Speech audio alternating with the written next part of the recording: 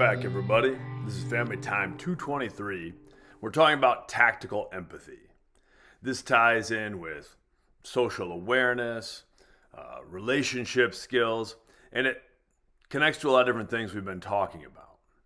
The idea of tactical empathy is that by recognizing how other people might be feeling, by kind of forecasting their feelings and their needs, we can have more meaningful conversations and stronger relationships. I took the term tactical empathy from this guy, Chris Voss. He's a pretty interesting dude. He actually grew up in Iowa and then became an FBI hostage negotiator. Since retiring from that role as a hostage negotiator, he's written books and he's become a pretty prominent public speaker. Actually, a couple years ago, I took his online masterclass, which is all about using strategies that he honed as a hostage negotiator in our everyday interactions to strengthen our relationships and even our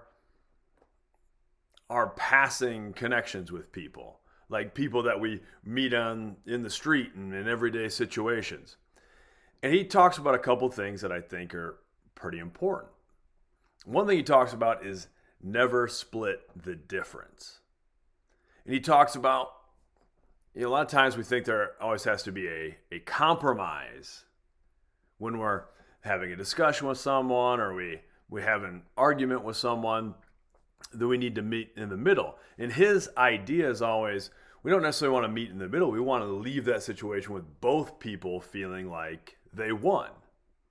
I think that's a really powerful strategy. A lot of times in the world today, we just see images of people fighting. And that's not even really arguing. Arguing has a negative connotation, but traditionally speaking, arguing would be, I'm presenting my side, I'm trying to convince you to consider my side, I'm using logic and reason and facts.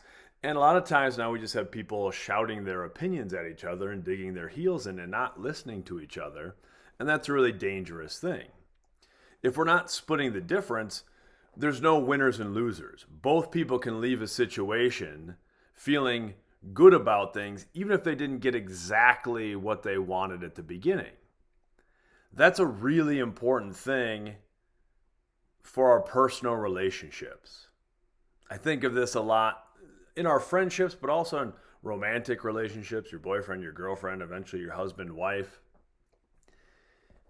If we have disagreements and you're constantly making the other person lose, like if you always have to win, then you start to make the other person feel like a loser. If they always have to take the back seat and lose. And the reality is, nobody wants to be married to, nobody wants to date a loser. And I wouldn't call anyone a loser. But my point is, if we're in this constant cycle of like, I have to win, well, then the other person has to lose, the other person has to lose. And that does things to that person's psyche as well. And we don't really want to be around people who feel beaten down, feel like their opinions can't be heard. So it's important to go into any interactions considering what the other person wants or needs in that moment. And that doesn't mean that we have to take a backseat all the time either, but it's empathizing a little bit and considering those things. Think about even like a scenario if you're talking to your parents about something, right? Maybe you want to do something and your parents might not want you to do that. Let's say, I'm just going to use an example. Let's say you want to go to a concert with some friends. Well, by using tactical empathy, you can sort of predict, if you're going to talk to your mom, for instance, what your mom might say if you come up and say, "Can I go to this concert?" Well, what might her initial reactions be?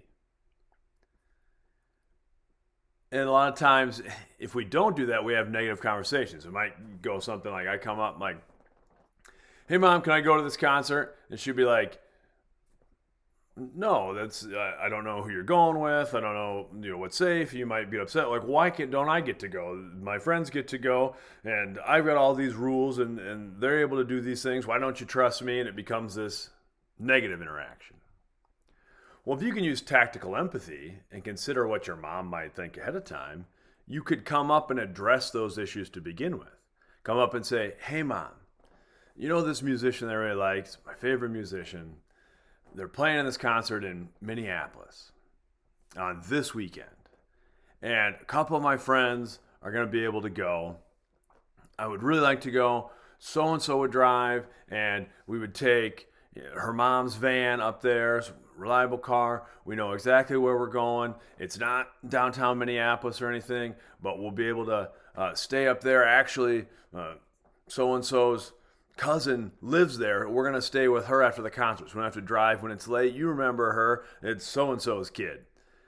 By doing some of those things, you can sort of soften the blow and address your mom's feelings to begin with.